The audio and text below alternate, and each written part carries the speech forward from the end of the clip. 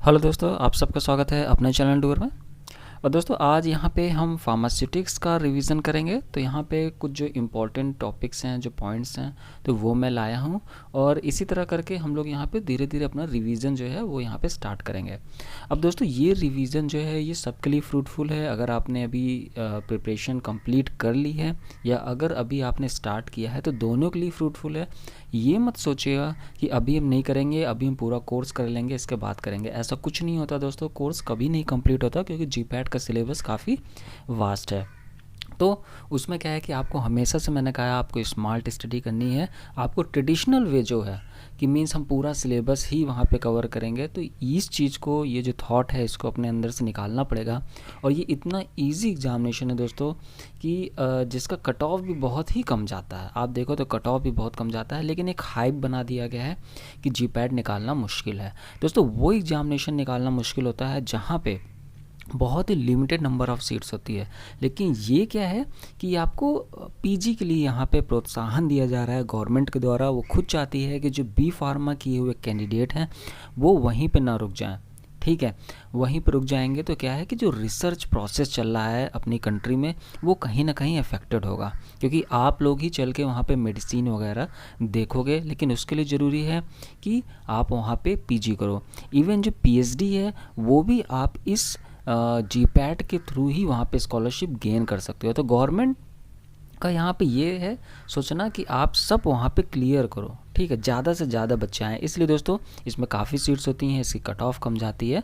लेकिन दोस्तों आपको ये चीज़ ध्यान देना पड़ेगा कि एक स्मार्ट स्टडी का मतलब होता है कि आपको ये पहले ध्यान देना कि जीपैट किस पोर्शन से क्वेश्चन पूछता है। अगर आप ये सोचोगे कि हम सारे छोटे छोटे, अब जैसे ऑर्गेनिक केमिस्ट्री है तो आप ऑर्गेनिक केमिस्ट्री में हर पार्ट जो सिलेबस है उसमें करते चले जाओगे, तो दोस्तों ये क्या है कि आपका टाइम वेस्टेज है। अगली वीडियो में मैं ये भी बताऊंगा कि किस पार्ट से कितने क्वेश्चन आए थे, जिससे आपको वहाँ पे ज़्यादा पता चलेगा कि हाँ इस पार्ट से क्वेश्चन आते हैं, हमें ये पार्ट को ज़्यादा वहाँ पे ध्यान देना है। ठीक है, तो चलिए दोस्तों फ़िलहाल के लिए एक फार्मास्यूटिक्स कैसे पढ़ी जाती है इसका आइडिया मैं आपको देता हूँ। उसके पहले दोस्तों ये जो चैनल है डूअर, इसको आप ज़रूर सब्सक्राइब कर लीजिएगा अगर नए हैं। साथ ही साथ जो बेल आइकन वहाँ पे बना होगा उसको प्रेस करिएगा ताकि जो भी वीडियो आए वो आपको वहाँ पे नोटिफिकेशन के द्वारा अपने आप यूट्यूब आपको बता दे। तो दोस्तों ई स्टडी मटेरियल जो है वो आपको पता ही होगा कि वो भी अवेलेबल है। साथ ही साथ जो मॉक टेस्ट है वो भी अवेलेबल है हमारे प्लेटफॉर्म में। आपको करना क्या है, सिंपली हमारा व्हाट्सएप नंबर है 9953703693, उस पर कनेक्ट हो जाइए और आसानी से दोस्तों अभी आपका नवंबर आने वाला है, नवंबर, दिसंबर और जनवरी, आप आसानी से एग्जामिनेशन को क्लियर कर सकते हो। दोस्तों ये एग्जामिनेशन मैंने भी क्वालिफाई किया है, बहुत आसानी से क्वालिफाई किया है और मैं भी एक आपकी तरह ही एक एवरेज स्टूडेंट रहा हूँ। और क्वालिफाई ही नहीं दोस्तों, अब तो ये है कि जो स्टूडेंट निकल रहे हैं वो नाइपर भी क्वालिफाई कर जा रहे हैं, जिन्हें ये लगता था कि हम वहाँ पे जीपैट नहीं क्वालिफाई कर सकते। तो ये सब क्या है दोस्तों, आपका कॉन्फिडेंस और साथ ही साथ एक स्मार्ट स्टडी। ठीक है, तो चलिए दोस्तों एक कोड भी मैंने आपके लिए यहाँ पे एक मेंशन किया है कि opportunities don't happen, you create them. कहने का मतलब दोस्तों अगर आप ये सोचोगे कि हम नहीं कर सकते हैं, हमसे कहाँ हो पाएगा, हमने सेमेस्टर में इतने अच्छे नंबर नहीं लाए, हमारे क्लास में यहाँ पे अच्छे अच्छे स्टूडेंट बैठे हैं जो टॉपर हैं और इसी तरह पता नहीं कितने कॉलेज होंगे, तो हम ये नहीं कर सकते। तो दोस्तों आप बिल्कुल सही हो, क्योंकि आप इतने ज़्यादा निगेटिव हो रहे हो तो ये बात भी सही है, आपका ब्रेन आपको फिर निगेटिविटी ही दिखाएगा और आपका रिजल्ट भी निगेटिव आएगा। लेकिन फैक्ट ये है दोस्तों, अगर आप अपने ब्रेन को थोड़ा सा कॉन्फिडेंस दो कि नहीं मैं कर सकता हूँ, तो दोस्तों इस कर सकने में आपका कोई लॉस नहीं है, आपको नॉलेज ही मिलनी है। और मेरा ये बिल्कुल दावा है दोस्तों कि अगर आप आज से भी पढ़ना स्टार्ट कर दोगे तो बहुत आसानी से एग्जामिनेशन को क्रैक कर जाओगे विद गुड रैंक। तो दोस्तों चलिए मैं आपको यहाँ पे बताता हूँ कि आपको कैसे ये जो मोटे मोटे सब्जेक्ट हैं जिनका सिलेबस बहुत वास्ट है उनको कैसे पढ़ना होता है। तो दोस्तों फेजेस ऑफ ड्रग डेवलपमेंट, इसमें से क्वेश्चन हमेशा देखे गए हैं। तो इसके लिए क्या है दोस्तों, आपको ये सारी चीज़ें नहीं पढ़नी होती, आपको ये समझना पड़ेगा, आपके एग्जामिनेशन के ब्रेन को समझना पड़ेगा कि एक एग्जामिनर जो है वो कैसे वहाँ पे क्वेश्चन पुटअप करता है। इतने ज़्यादा सब्जेक्ट होने के बावजूद उसके पास केवल 125 क्वेश्चन वहाँ पे लिमिट उसको कर दिया जाता है। तो यहाँ पे आपको ध्यान देना होगा कि जो इम्पोर्टेंट टॉपिक्स ही बहुत ज़्यादा हैं, उन इम्पोर्टेंट टॉपिक्स से उसको वहाँ पे क्वेश्चन ढूंढना है। हो सकता है कि वहाँ पे 3-4 चैप्टर से मिला के वो 1-2 क्वेश्चन पूछे, ठीक है। तो इसलिए हमेशा कोशिश करिए दोस्तों कि आप एग्ज़ामिनर बन के वहाँ पे प्रिपरेशन करिए, कि एक एग्ज़ामिनर अगर आप होते तो कैसे वहाँ पे कौन सा क्वेश्चन वहाँ पे कैंडिडेट से पूछते। तो यहाँ पे दोस्तों देखिए कि यहाँ पे आपसे टर्म पूछा जाता है, टाइम पूछा जा सकता है कि कितना यहाँ पे पीरियड लगता है प्री क्लिनिकल टेस्टिंग में। तो एवरेज आपका 3.5 ईयर्स लगता है प्री क्लिनिकल टेस्टिंग में। क्लिनिकल ट्रायल्स में अगर आप देखो तो 1.5 + 2 + 4 कुल मिला के 7.5 ईयर्स लगता है। और FDA के अप्रूवल में दोस्तों 6 to 10 मंथ्स लग जाते हैं। तो यहाँ से क्वेश्चन एग्जामिनर आपसे पूछ सकता है। अब दोस्तों एक क्वेश्चन और पूछा जा सकता है कि वॉलंटियर क्लिनिकल ट्रायल्स के फेज़ 1 में 20 to 80 रहते हैं, फेज़ 2 में 100 to 300 रहते हैं, और फेज़ 3 में 1000 to 3000 रहते हैं। ठीक है। तो यहाँ से ये क्वेश्चन एग्जामिनर आपका पूछ सकता है। अब इसको दोस्तों आप पढ़ सकते हो, आपको पॉइंट सारे पढ़ने हैं, लेकिन जो विशेष ध्यान देना है वो इन पॉइंट्स में देना है। तो जब भी अगर कोई आप टॉपिक उठाते हो तो इस तरह करके आप पढ़ाई करोगे दोस्तों, एक एग्जामिनर बन के आप पढ़ाई करोगे, ना कि एक कैंडिडेट बन के, तो आसानी से वहाँ पे आप अच्छी रैंक हासिल कर सकते हो। तो दोस्तों ये क्वेश्चन है, इन क्वेश्चन को हम डिस्कस नहीं करेंगे क्योंकि इसको हम अगले उसमें ला रहे हैं। लिस्ट ऑफ फार्मास्यूटिकल इंग्रेडिएंट्स, तो लिस्ट ऑफ फार्मास्यूटिकल इंग्रेडिएंट्स से भी क्वेश्चन आते रहे हैं, तो इनको आपको क्या करना है, इनको रटना नहीं है, किसी भी चीज़ को दोस्तों रटना नहीं। ये सब क्या है कि आपने इतने प्रैक्टिकल किए होंगे तो प्रैक्टिकल से ही बहुत सी यहाँ पे नॉलेज आ जाती है, और प्रैक्टिकल से बहुत से क्वेश्चन आपके एग्जामिनेशन में भी पूछे जाते हैं। तो एंटी फंगल किस लिए यूज़ होता है, used in liquid and semi solid formulation to prevent growth of fungi. ठीक है। इसी तरह anti microbial preservative used in liquid and semi solid formulation to prevent growth of micro, ये प्रिवेंट करता है माइक्रो ऑर्गेनिज्म की ग्रोथ को। Antioxidant क्या करता है, to prevent oxidation. Emulsifying agent क्या करता है। इसलिए दोस्तों यहाँ पे सबका दिया गया है, डिफिनीशन दी गई है, लेकिन इस डिफिनीशन से ज़्यादा इंपॉर्टेंट है आपके एग्जाम्पल। आपसे सिंपली एग्जामिनेशन में पूछा जाता है, मान लीजिए आपसे पूछा जाएगा कि जो एकेशिया है वो क्या है, आपका सर्फेक्टेंट है, इमल्सिफाइंग एजेंट है, एंटीऑक्सीडेंट है, एंटी माइक्रोबियल। तो दोस्तों ये एग्जाम्पल है, इसको आपको 2 से 3 बार देखने हैं और ये अपने आप आपको वहाँ पर रट जाएंगे, क्योंकि ये सारे ही जो एग्जाम्पल हैं आपने अपनी लैब में देखे हुए होते हैं या आपने वहाँ पे एक्सपेरिमेंट परफॉर्म किया होता है। तो इस तरह करके आप आसानी से इन एग्जाम्पल को भी वहाँ पे ध्यान रख सकते हो। आपको कोई चीज़ यहाँ रटनी नहीं होती है दोस्तों, ये चीज़ मैं बार बार कहता हूँ। सिंपली आपको वहाँ पर रिवीजन का टाइम निकालना होता है। आपको ये करना होता है कि जो अपना कोर्स है उसको पूरा करिए और वहाँ पे रिवीजन ज़रूर करिए। इसलिए मैं हमेशा बच्चों से कहता हूँ कि नोटबुक में जो कुछ भी आप पढ़ते हो उसको नोट डाउन करते जाइए, और एग्जामिनेशन से 1 वीक पहले वो नोटबुक आपको निकालनी है, सब कुछ साइड में रख देना है और उसके सारे पॉइंट वहाँ पर रिवाइज करने हैं। फिर दोस्तों, to protect the drug substance from the destructive influence of atmospheric oxygen और ह्यूमिडिटी, ये कोटेड टेबलेट्स के लिए होता है। इंट्री कोटेड टेबलेट्स के लिए क्या होता है, to protect the drug substance from the destructive influence of gastric acid. ठीक है, आफ्टर ओरल एडमिनिस्ट्रेशन। तो entry coated tablets gastric acid से बचाव के लिए बनाए जाते हैं। कोटेड टेबलेट्स आपका एटमॉस्फेरिक जो ऑक्सीजन या ह्यूमिडिटी होती है तो उसके लिए टेबलेट को कोट किया जाता है। फिर दोस्तों, capsules coated tablet, flavoured syrup, ये क्यों बनाए जाते हैं, इनका मेन चीज़ है to conceal the bitter, salty और ऑफेंसिव टेस्ट और odour of a drug substance. Suspension का क्या है, to prevent liquid preparation of substance that are either insoluble और unstable in the desired vehicle. फिर दोस्तों, various control release tablet, capsule and suspension, ये किस लिए बनाए जाते हैं, to provide rate control drug action. कहना लो दोस्तों कि जो टैबलेट हम ले रहे हैं वो धीरे धीरे वहाँ पे रिलीज़ हो, जिससे जो हमारा बायोअवेलेबिलिटी है वो वहाँ पे मेंटेन रहे। ठीक है, तो इसके लिए ये ड्रग बनाए जाते हैं। अब ये क्या है दोस्तों कि ये 1 लाइनर का जो क्वेश्चन है ये एग्जामिनर बहुत आसानी से पूछ लेता है, और ऐसे ऑप्शन आपके सामने रखता है जिससे आप कंफ्यूज हो जाते हो। मैं आपको बता रहा हूँ यहाँ देखने में सिंपल लग रहे हैं, लेकिन जब ये एग्जामिनेशन में आते हैं तो आप कंफ्यूज हो जाते हो।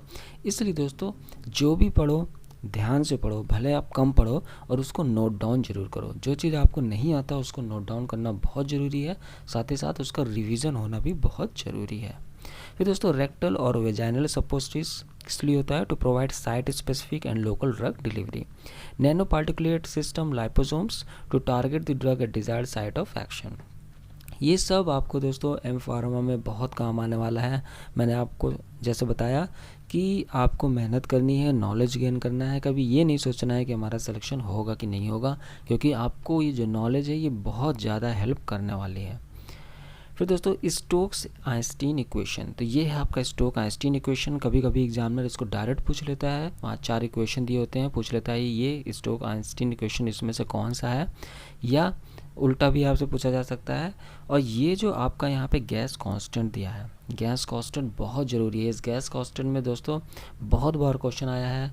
कभी वो क्या करते हैं, यहाँ 0.8313 जूल पर केल्विन पर मोल ये वहाँ मेंशन कर देते हैं, ऐसे करके आपको भटकाते हैं। तो आपको इसकी वैल्यू, साथ ही साथ दोस्तों ये जो आप यूनिट देख रहे हो इसका बहुत महत्व है, बहुत बार इससे क्वेश्चन पूछा गया है। तो ये चीज़ आपको यहाँ पे रटी होनी चाहिए, ठीक है। मैं आपको साफ कर रहा हूँ, रटी होनी चाहिए, इससे एग्जामिनर क्वेश्चन पूछता ही पूछता है। ये सब बहुत इंपॉर्टेंट है। आपके अगर जीपैट में नहीं क्वेश्चन आएगा तो आपके नाइपर में क्वेश्चन आ जाएगा, इसलिए दोस्तों ये आप करते चलिए। फिर रूल ऑफ 5 क्या कहता है, refers to drug like properties of a molecule. It states that poor oral absorption is more likely when the drug molecule has। अब जो दोस्तों जो ड्रग्स होती हैं जिनका ओरल एब्जॉर्प्शन काफ़ी ख़राब होता है, तो वो ख़राब क्यों होता है, उनका क्या कारण है? क्योंकि more than 5 hydrogen bond donors, जिनमें आपके more than 5 hydrogen bond donors होते हैं, मॉलिक्यूलर वेट जिनका 800 से ज़्यादा होता है, लॉग पी वैल्यू जिनकी 5 से हायर होती है, और आपका more than 10H bond acceptors होते हैं। तो ये जिस भी कंपाउंड में है तो वो आपका वहाँ पे पुअर ओरली एब्जॉर्ब होगा, ठीक है। तो ये रूल ऑफ 5 आपका बहुत काम आता है एग्जामिनेशन में, तो काम आएगा ही, जहाँ पे वो आपसे पूछ लिया जाएगा। इसके साथ साथ जब आप एम फार्मा में प्रोजेक्ट करते हो दोस्तों, तो वहाँ बहुत काम आता है, क्योंकि जब आप एक ड्रग वहाँ पे लेते हो, एक नोवेल ड्रग आप लेते हो जिस पे आपको काम करना होता है, उसकी बायोबिलिटी बढ़ानी होती है, तो आपको पहले उसकी प्रॉपर्टीज़ पढ़नी होती है। क्योंकि प्रॉपर्टीज़, ये सब प्रॉपर्टीज़ हैं जिसमें आपका यहाँ पे साफ दिख जाता है कि उसका मॉलिक्यूलर वेट ज़्यादा है, लॉग पी वैल्यू ज़्यादा है, तो वहाँ पे वो ओरली एब्जॉर्ब नहीं होगी, और वो ज़्यादा एब्जॉर्ब नहीं होगी तो फिर हमें उसका कोई और तरीके से उसको वहाँ पे डेवलप करना होता है। तो यही सब आपके प्रोजेक्ट होते हैं। सबसे बड़ी जो चुनौती होती है आपके एम फार्मा प्रोजेक्ट में, वो ये होती है कि आपको एक नई ड्रग या आपको एक नया प्रोसेस वहाँ पे इवॉल्व करना होता है, ठीक है। वो आपको खुद ढूंढना होता है। इसके बाद जो आपका गाइड होता है वो आपको वहाँ पे केवल हेल्प करता है, ठीक है, लेकिन जो टॉपिक है वो आप ही वहाँ पे ले जाते हो। इसके बाद वहाँ पे वो सेलेक्ट होता है। तो आपको ये सारी प्रॉपर्टीज़, आप कोई भी ड्रग देख रहे हो उसमें काम हो चुका है, लेकिन आपको ये प्रॉपर्टीज़ देखनी होती है कि किसकी क्या प्रॉपर्टी है। इसके बाद ही आप वहाँ पे कोई भी ड्रग है उस पर आप काम करना शुरू करते हो। ये सब दोस्तों मैं इसलिए बता रहा हूँ क्योंकि जो एग्जामिनर है वो बी फार्मा केवल करके नहीं बैठा होता है। एग्जामिनर क्या है, आपका पीएचडी करके बैठा होता है, और एम फार्मा का प्रोजेक्ट और पीएचडी क्या है कि एक लिंक्ड चीज़ है, ठीक है। तो उसके मन में ज़्यादातर क्वेश्चन क्या आता है कि हम ऐसे क्वेश्चन पूछें जहाँ पे हम बच्चे का नॉलेज जान सकें, ठीक है। तो इसलिए ये सब टॉपिक क्या है, इम्पॉर्टेंट हो जाते हैं। ये सब हाईलाइटेड टॉपिक हैं जो एग्जामिनर आपसे पूछता ही है एग्जामिनेशन में। फिर lipophilicity and partition coefficient. Octanol water partition coefficient is commonly used in formulation development and defined as, इसका ये बहुत इंपॉर्टेंट है, concentration of drug in octanol or non-polar phase upon concentration of drug in water or polar phase। इससे आप वहाँ पे partition coefficient निकालते हैं, साथ ही साथ लाइपोफिलिसिटी भी जानते हो किसी ड्रग की। For on ionizable drug the following question is applicable. अब जो ड्रग आपकी आयोनाइजेबल है, जो आयोनाइज हो जाती है, तो उसके लिए फॉर्मूला यहाँ पे दिया है, concentration of drug in octanol और non polar phase upon 1 minus double alpha into concentration of drug in water और पोलर फेज। इस पर डायरेक्ट क्वेश्चन आपके एग्जामिनेशन में देखने को मिलते हैं। कभी कभी जो है ये वहाँ पे फॉर्मूले ही पूछ लिए जाते हैं। अब दोस्तों पार्टीशन कोफिशिएंट क्या होता है कि जो आपकी पी की वैल्यू है उसको हम लोग लॉग पी में निकालें, तो if log P is equal to 0, इसका मतलब होता है कि वहाँ पे ड्रग का डिस्ट्रीब्यूशन दोनों ही फेस में, जो आपका ऑक्टेनॉल है और जो वाटर फेस है, ठीक है, जो आपने अभी डिफिनीशन में पढ़ा, फॉर्मूले में पढ़ा, उसमें बराबर है। Log P is greater than 0 means drug क्या है, आपका लिपिड सॉल्यूबल है, वो लिपिड सॉल्यूबल ज़्यादा है। और जिसका आपका पी का 0 से लेस होता है लॉग पी, ठीक है, तो इसका मतलब है कि वो वाटर सोल्यूबल है। ये सब भी बहुत काम आता है, ये सारी प्रॉपर्टीज़ इन ड्रग की, कि आपको जिस ड्रग पे आप काम कर रहे हो उसकी क्या प्रॉपर्टी है, वो लिपिड सोल्यूबल है या आपका वाटर सोल्यूबल है। In general, the higher the log P, the higher the affinity for lipid membranes, and thus the more rapidly the drug passes through the membrane via passive diffusion. अब दोस्तों log P value से आप जानते हो कि जिसकी ज़्यादा log P value है उसका मतलब है कि वो लिपिड आपका सोल्यूबल है, ठीक है, मीन्स उसकी एफिनिटी ज़्यादा है किसी भी लिपिड मेम्ब्रेन के लिए। और किसी भी जो दवा है, जो ड्रग है, उसको काम करने के लिए ये ज़रूरी है कि वो ज़्यादा से ज़्यादा पास हो सके हमारे लिपिड मेम्ब्रेन से। तो जिसकी लॉग पी वैल्यू ज़्यादा, उसकी एफिनिटी ज़्यादा लिपिड मेम्ब्रेन के लिए, और वो वहाँ पे आसानी से जल्दी से वहाँ पे पास कर जाएगा through passive diffusion. However there is a parabolic relationship, तो ये डायरेक्ट एग्जामिनेशन में पूछा जाता है कि लॉग पी वैल्यू और drug activity when percentage of drug absorption is plotted, तो इसका क्या रिलेशनशिप आता है या इसका क्या वहाँ पे डायग्राम बनता है, तो ये पैराबोलिक रिलेशनशिप दर्शाता है, तो आपको ध्यान रखना है पैराबोलिक। फिर दोस्तों यहाँ पे नॉमिनल पीएच वैल्यू दी है, ये चीज़ मैंने इसलिए रखा है क्योंकि बहुत बार आपसे एग्जामिनेशन में पूछ लिया जाता है कि पीएच वैल्यू क्या है, जहाँ पे बच्चे कंफ्यूज हो जाते हैं और इसको गलत कर देते हैं। जैसे आपका सलाइवा का पूछा जाता है, सलाइवा इंपॉर्टेंट है यहाँ पे। एक्वस ह्यूमर आपसे पूछा जाता है। फिर आपसे दोस्तों जो इम्पोर्टेंट है स्टोमक का आपको पता ही है, 1 to 3 रहता है, ठीक है। ये सारे ही आप पढ़ लीजिएगा, और ये 3 आपके ज़्यादा पूछे जाते हैं, तो इसको थोड़ा आप यहाँ पे याद कर लीजिएगा। The biological effect of a drug depend on 3 component: biopharmaceutical factor, आपका फार्माकोकाइनेटिक फैक्टर, और आपका फार्माकोडायनेमिक फैक्टर। बायोफार्मास्यूटिकल फैक्टर में dose and dosing frequency, route of administration, drug release from the delivery system. और फार्माकोकाइनेटिक फैक्टर में absorption आ गया, distribution आ गया, metabolism आ गया और एलिमिनेशन आ गया। फार्माकोडायनेमिक फैक्टर वैसे होता क्या है, ये चीज़ आपको पता होगी, जैसे आपने केडी त्रिपाठी खोली होगी, what the drug does to the body, उसको हम कहते हैं pharmacodynamic. Concentration effect relationship at the site of action और स्पेसिफिसिटी ऑफ ड्रग एक्शन। यहाँ पे दोस्तों मैंने ये वैल्यूज़ रखी हैं क्योंकि आपके एग्जामिनेशन में जो न्यूमेरिकल क्वेश्चन देखने को मिलते हैं जिससे बच्चे पहले ही घबरा जाते हैं, तो दोस्तों आपको घबराना नहीं है, बहुत आसान होते हैं न्यूमेरिकल क्वेश्चन। बस आपका वो जो यूनिट है उसको कन्वर्ट करना आना चाहिए, क्योंकि आपके जो ऑप्शन रहते हैं उसमें क्या है कि वो डिफरेंट यूनिट्स वहाँ पे रख देते हैं, जिसकी वजह से बच्चे क्या है उसको तुरंत स्किप कर देते हैं, ठीक है। ऐसा आपको बिल्कुल नहीं करना है, बहुत आसान होते हैं। सिंपली मैंने सारी यूनिट यहाँ पे रख दी है, ठीक है। तो इनको आप वहाँ पे डेली 2 से 3 बार देखना, और एग्जामिनेशन के 1 हफ्ते पहले ज़रूर ये सब रिवाइज करके जाना, आप आसानी से वहाँ सारे क्वेश्चन कर लोगे। फिर दोस्तों difference in properties of hydrophilic and hydrophobic colloids. तो हाइड्रोफिलिक कोलाइड्स और हाइड्रोफोबिक कोलाइड्स, इनमें भी क्वेश्चन आ चुका है, तो इनमें क्या डिफरेंस होता है, ठीक है। तो property ease of dispersion of material in dispersion medium, तो इसमें स्पॉन्टेनियसली ऑकर हो जाता है। इसमें हाइड्रोफोबिक वाले में हमें अलग से स्पेशल ट्रीटमेंट करा के उसको कराना पड़ता है डिस्पर्सन को। स्टेबिलिटी टूवर्ड्स इलेक्ट्रोलाइट की बात करें तो high concentration of soluble electrolyte necessary to cause precipitation, यहाँ पे लो कंसंट्रेशन इलेक्ट्रोलाइट से ही प्रिसिपिटेशन हो जाता है। स्टेबिलिटी टूवर्ड्स प्रोलॉन्ग डायलिसिस, इसकी स्टेबल है और इसकी अनस्टेबल है। रिवर्सिबिलिटी आफ्टर प्रिसिपिटेशन, तो ये रिवर्सिबल है और ये आपका इरिवर्सिबल है। विस्कोसिटी क्या है, हाइड्रोफिलिक कोलाइड्स की usually higher than that of dispersion medium होती है, और हाइड्रोफोबिक कोलाइड्स की सिमिलर ही होती है डिस्पर्सन मीडियम की तरह। प्रोटेक्टिव एबिलिटी की बात करें तो capable of acting as protective colloids, जबकि ये इनकेपेबल होता है of acting as protective colloids. यहाँ पर दोस्तों HLB वैल्यू दी गई है ऑफ कॉमनली यूज सर्फेक्टेंट, तो इसके भी आपसे पूछे जाते हैं, डायरेक्ट वहाँ पे पूछ ले जाते हैं, तो ये सारे ही आपको पढ़ने हैं क्योंकि इसमें वो कुछ भी पूछ सकते हैं। स्पैन 80, स्पैन 85, ट्विन 20, ट्विन 40, तो इन सब की HLB वैल्यू आपको पता होनी चाहिए। कॉमनली यूज एंटी माइक्रोबियल प्रिजर्वेंट्स, इसमें दोस्तों इथेनॉल क्या है, इसमें कंसंट्रेशन ग्रेटर देन 20 रहता है। Propylene glycol 15 to 30, benzyl alcohol 0.5 to 3। Surfactants में बेंजोलकोनियम क्लोराइड जो हम यूज़ करते हैं उसका कंसंट्रेशन रेंज 0.004 से 0.02 होता है। एसिड्स में सॉर्बिक एसिड में 0.05 से 0.2, बेंजोइक एसिड में 0.1 से 0.5, मिथिल पैराबीन से 0.2 और प्रोपिल वेराबीन से 0.05। Properties of flocculated and deflocculated suspension. तो सेडिमेंटेशन रेट फ्लोकुलेटेड में फास्टर होता है, डीफ्लोकुलेटेड में स्लोअर होता है। क्लैरिटी की बात करें तो फ्लोकुलेटेड हायर होता है, डीफ्लोकुलेटेड में लोअर होता है। ईज ऑफ रीडिस्पर्सिबिलिटी की बात करें तो ये हायर होता है, डीफ्लोकुलेटेड लोअर होता है।